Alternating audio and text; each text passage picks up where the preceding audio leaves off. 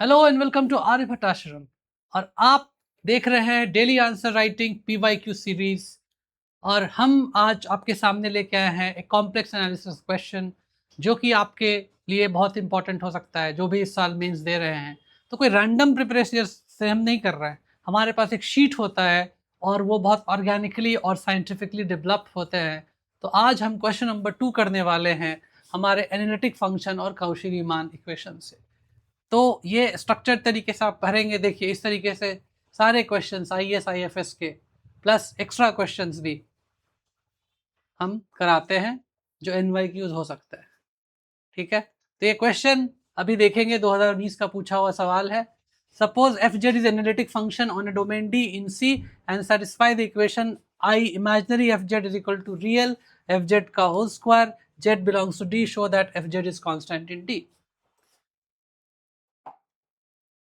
ठीक है, तो what is given, this is a question from civil services examination 2019। यहाँ पे क्या दिया हुआ है कि imaginary part of this function is real part of this FZ का होल स्क्वायर। तो हमको दिखाना है FZ जो है कांस्टेंट है, यानी कि V is equal to u square. तो अब इसमें आपको सिखाऊंगा आंसर वेरिफिकेशन क्या होता है। तो आज के क्लास में जो है मैंने ये होमवर्क दिया है, तो जो लोग क्लास कर रहे थे होमवर्क आप चेक करिए बिना देखे हुए, और मेरे आइडियाज़ को भी आप अप्रिशिएट कीजिए आपका क्या मेथड है। तो V is equal to u square. तो अगर मैं इसमें CR इक्वेशन लगाना चाहता हूँ तो इसे मैं पोलर फॉर्म में सोच रहा हूँ पहले करने का। तो R के रेस्पेक्ट में सॉल्व किया, डिफ्रेंशिएट किया 2R UR, फिर V theta 2U U theta. अगर इन दोनों को मैंने लिखा तो UR अपॉन U थीटा। अब मैं इसमें अप्लाई करूँगा Cauchy Riemann equation, V theta is equal to RU और U theta is equal to minus R VR। ठीक है, तो V थीटा, तो मेरे पास आप देखेंगे कि VR U theta is equal to UR U V theta. ठीक है, तो इसमें मैं V थीटा के बदले अगर लिख रहा हूं तो ये क्या हो जाएगा U R स्क्वायर थीटा। ठीक है, और U थीटा के बदले लिख रहा हूं तो R V R square theta. तो इसमें जो बेसिक चीज है वो क्या आ गया मेरे पास, U R स्क्वायर प्लस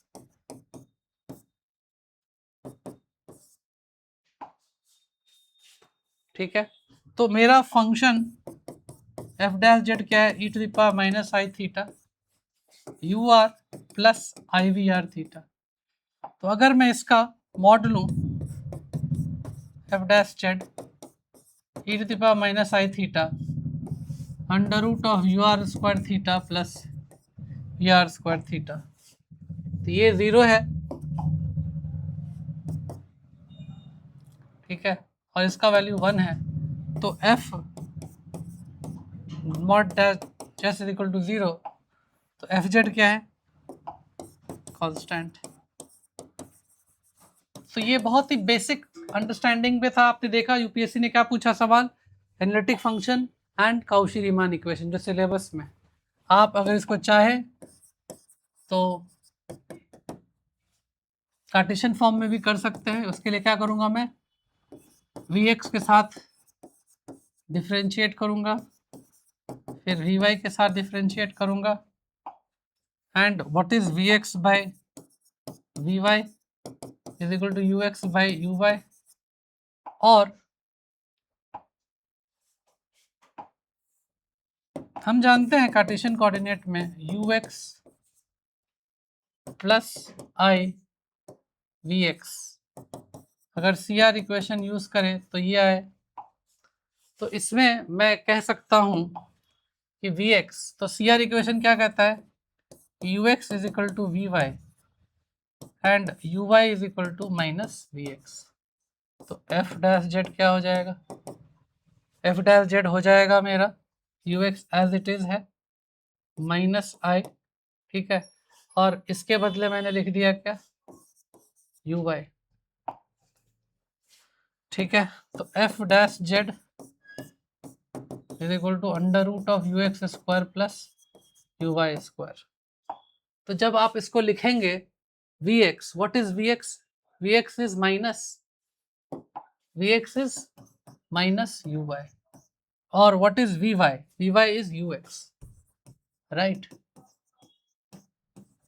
तो इससे ये पता चल गया मुझे कि U X square plus U Y square is equal to 0,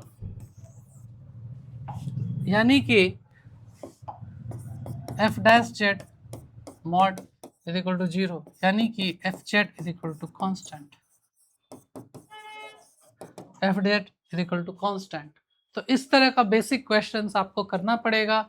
sheets हर एक टॉपर, जितने भी टॉपर्स हैं, they have referred to Aryabhatta Ashram seat, and it is not just merely solving PYQ in a random manner. तो जो बच्चों को मैं क्लास में पढ़ा रहा हूँ, जो होमवर्क दे रहा हूँ, जो फाउंडेशन कोर्स में हैं, उनको भी मैं गुजारिश करता हूँ कि जो होमवर्क मैंने दिया हुआ है, जैसे ये क्वेश्चन दिया था, तो आपने कितने समय में किया, आपकी क्या अप्रोच रही, और इन्हीं सबको आप अगर करते हैं तो मोर देन इनफ है to get 300+ marks as we have done in the past. So it is very obvious. ठीक है? So this is the sheet of the first unit of our complex analysis. So we have incorporated everything. We have not left like others जो आपको नहीं बताएंगे कि what is the most important thing that you should take into account.